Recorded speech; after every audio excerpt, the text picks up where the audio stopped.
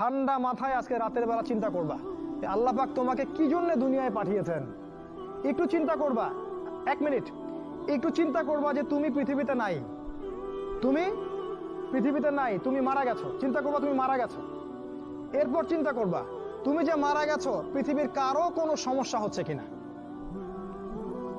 তুমি যে মারা গেছো পৃথিবী কি থেমে আছে? তোমার পরিবার থেমে থাকবে? তোমার শিক্ষা, তোমার বন্ধু বান্ধব, তোমার আত্মীয় স্বজন কেউ থেমে থাকবে? কেউ থেমে থাকবে না। তুমি পৃথিবীতে থাকো বা না থাকো কারো কিছু আসে যাবে না। আল্লাহ পাক তোমাকে যে পৃথিবীতে রেখেছেন একটা সুযোগ খালি দিয়েছেন, যাতে তুমি আল্লাহর দ্বীনের জন্য কিছু করতে পারো। এটাই আল্লাহ তোমার কাছে চান, আর কিচ্ছু চান না। আর কিচ্ছু আল্লাহ তোমার কাছে চান না। আল্লাহ চান তুমি একজন ভালো মানুষ হও, ভালো মুসলিম হও এবং দ্বীনের জন্য কিছু খেদমত করে পৃথিবী থেকে বিদায় নাও। এই দিন তুমি ছাড়াও বিজয়ী হবে ইনশাআল্লাহ।